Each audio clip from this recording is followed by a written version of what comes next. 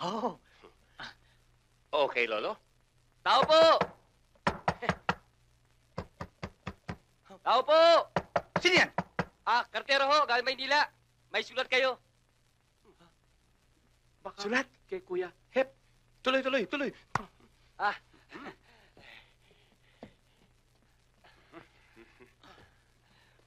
pagod.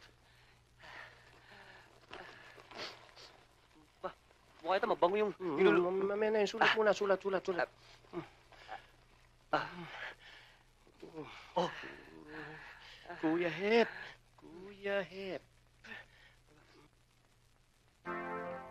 Minamahal kong Hip at lolo ko, dumating na ang panahon na ating pinakahihintay.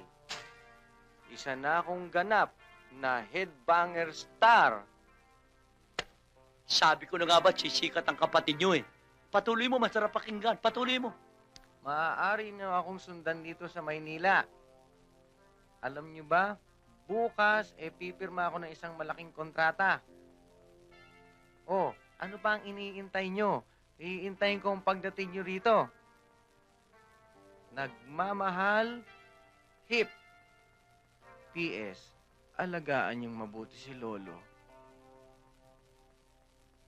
Lo, narinig niyo ba yun? Oo. Kahit na malayo si Hepe, naalala ko nung apo ko. Oh, ano pang hinihintay natin? Tayo na! Teka muna. Mag-celebrate muna tayo. Anong ginagawa ng mga manok na pinaupo, tinukuran, at sinaklayan? Dapat, para matikman ko yung masarap na luto nyo. Let's go!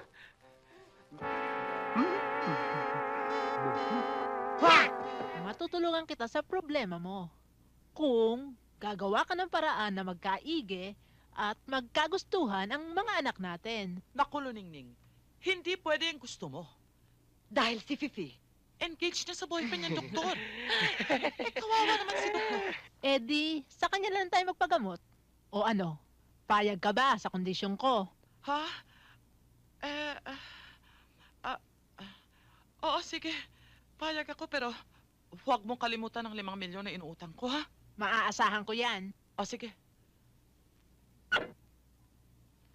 Sandali lang ha. Mami, parang narinig ko kung anong pinag-uusapan niyo sa telepono. Pwede bang malaman kung sino yon? Si Doña Luningning, yung kaibigan kong super yaman. So, sino siya? Hindi, iha. Naalala mo bang may anak siyang lalaki? Yung maliit pa noon, kalaro mo yon. At yung may okasyon sa kanila, dinadala kita sa bahay niya at naglalaro pa nga kayo nung malapit sa may swimming pool. Yung batang lalaki. Yung parang na tumutulo yung laway? Yun nga. Yun nga, iha. At gusto ni Doña Luningning na paligawan ka doon. Paligawan? Paligawan sa na yon? Hindi ako makakapayag. Ang usapan namin, pag-graduate ko, magpapakasal kami ni Fifi. Huwag mo akong taasan ang boses mo, ha? Ha? Baka nakakalimutan mo, kaming nagpaparal sa'yo! Napakalupit nyo naman magsalita. Bakit nung araw? Sa lahat ng naliligaw kay Fifi, boto kayo sa akin. Noon yun! Noon! Mami, please. Huwag ka namang magsalita sa kanya ng ganyan. Investment din natin siya, hindi ba? Ginawa mo naman ako real estate. I mean, hindi ba pag nag-graduate ka, tutulungan din natin si Mami, hindi ba? Pwede ba? Matagal pa yon.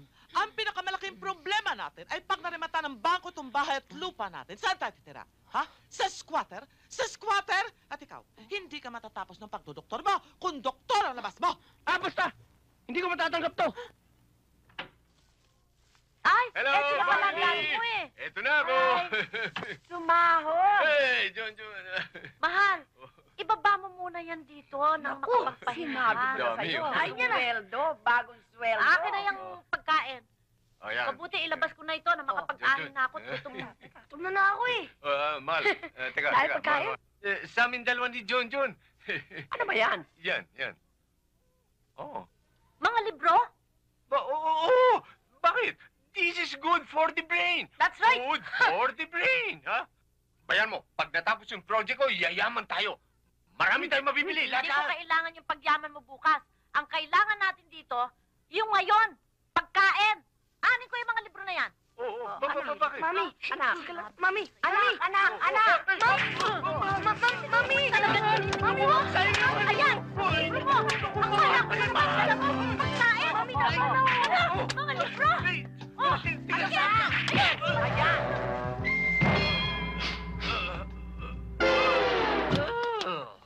Hoy, John, tama na yan, libro. Mamaya na yan. At saka yung mani, tama na yan. Ito ang kainin mo. Salad. Salad. Ano? Talbos ng kamote yan eh. Salad din.